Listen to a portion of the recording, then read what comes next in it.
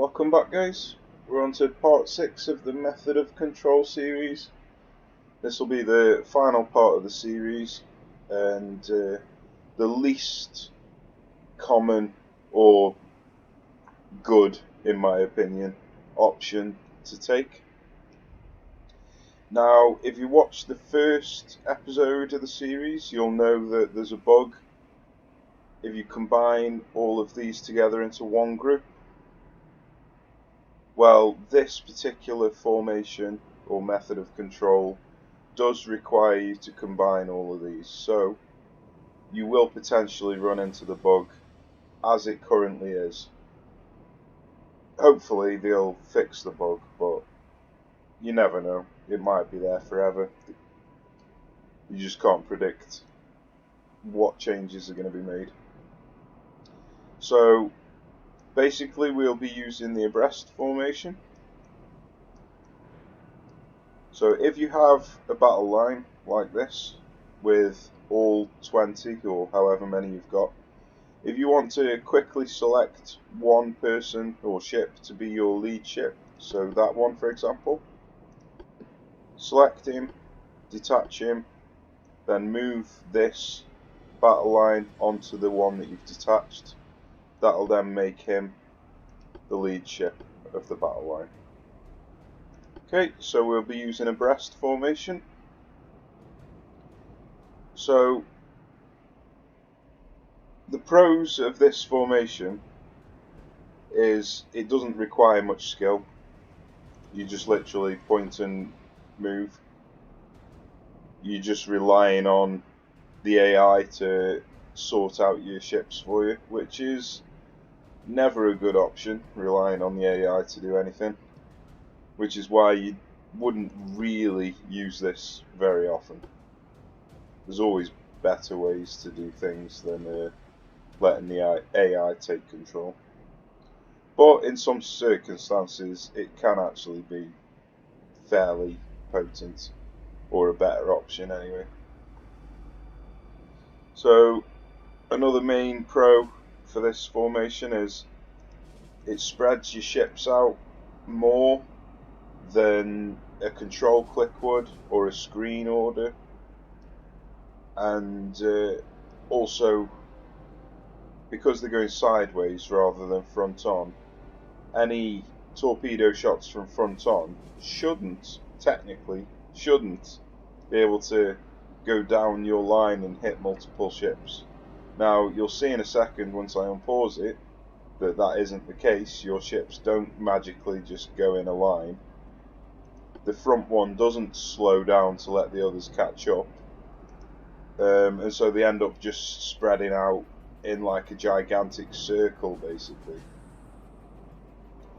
which can be useful in itself, but it's just not an Abreast formation, so it depends how you look at it. If you're trying to use it as an Abreast formation, then you'll be very disappointed. But if you're using it as like a spread out screen, then it's actually fairly decent.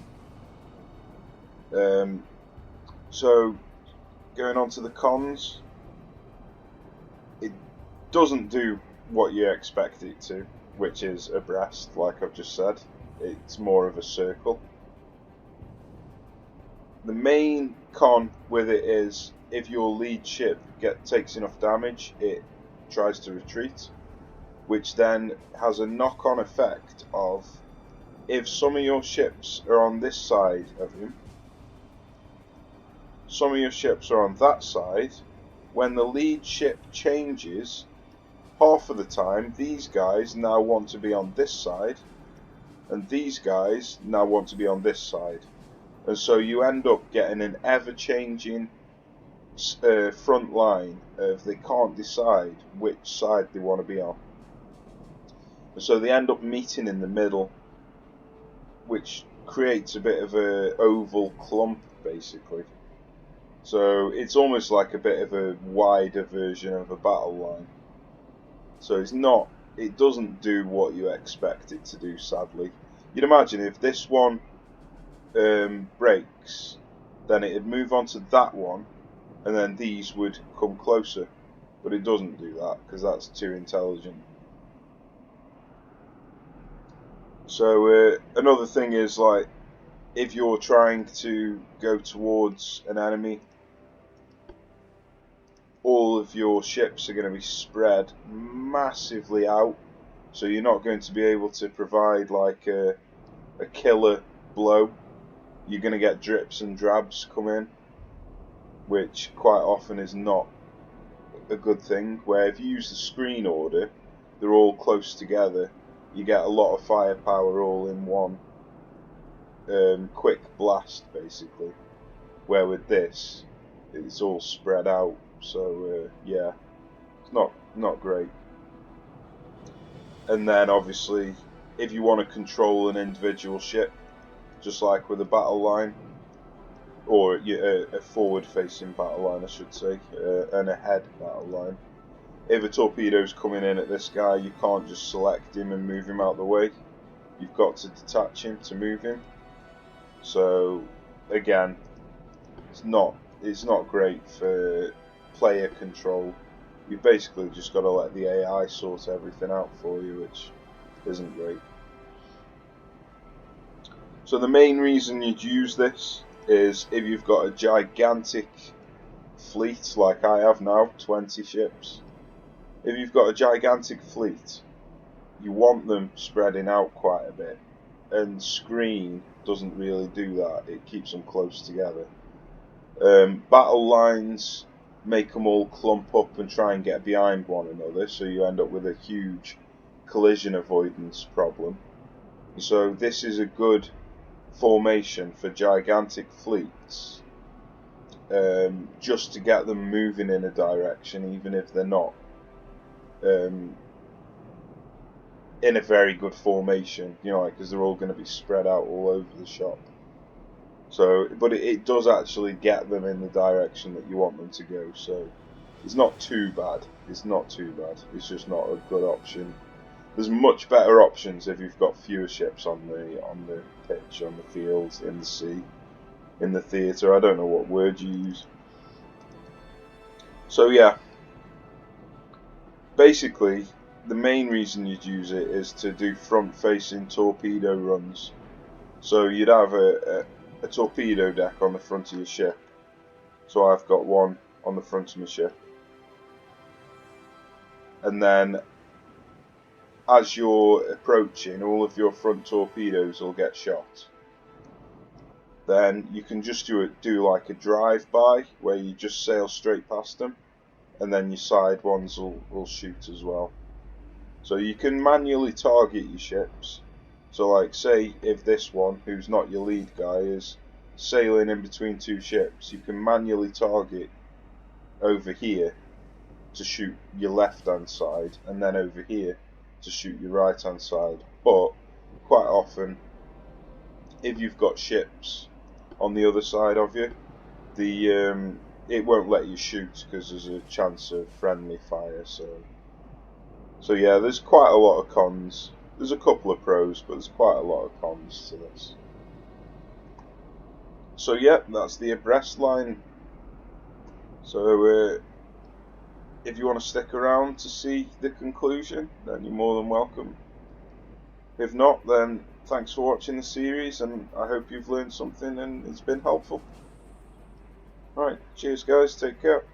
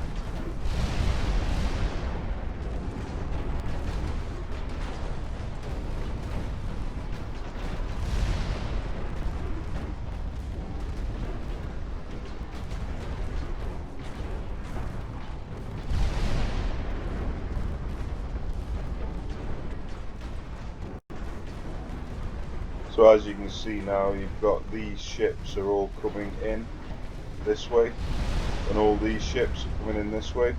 They've just decided they want to be on the opposite side to where they were before, which just makes no sense whatsoever.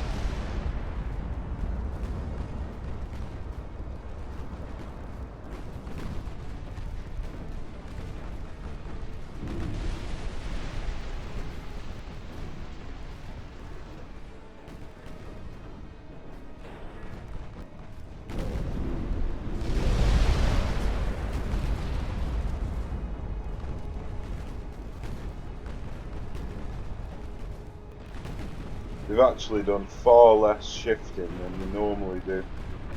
It's probably because I got them a lot more spread out than I normally would.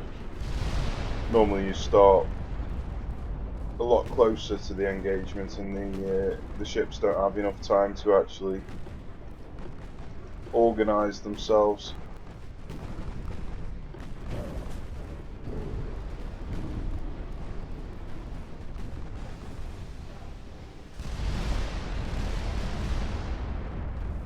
So yeah, it's not easy because you can't control individual ships.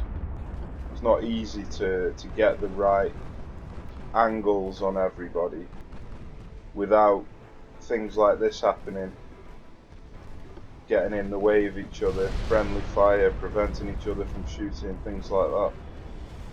So it's not the worst option in the world. It is actually pretty decent when you've got like 20 ships that you need to micromanage, but when things like this happen, you just think, oh, I should have just controlled it myself, would have been better off.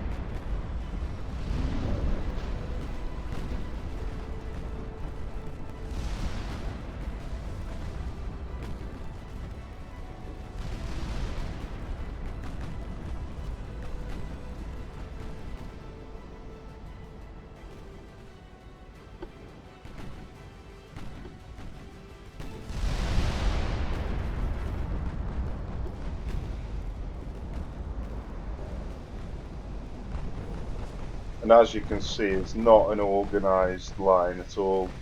Your ships end up spread miles apart, which might not be a bad thing if the enemy's got shitload of torpedoes and you don't want a chance of one or two torpedo strikes hitting loads of your ships. So you got more chance of one ship, like multiple ships getting hit once, but you've got less chance of multiple ships getting hit 4 or 5 times. So it's not the worst formation in the world, but I'd only ever use it. 14 torpedo hits on a wreck. Give me a break. How dumb can you be?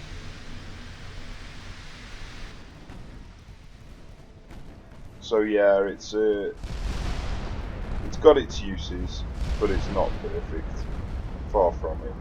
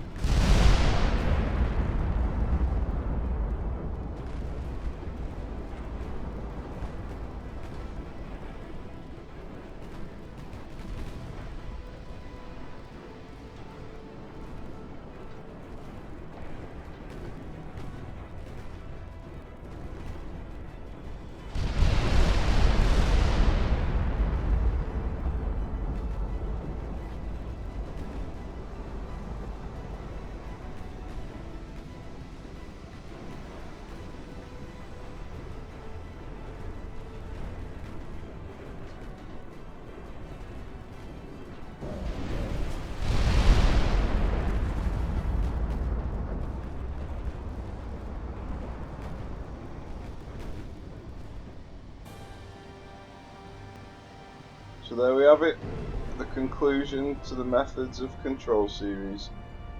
Hope you've enjoyed it, guys. Take care, I'll see you soon.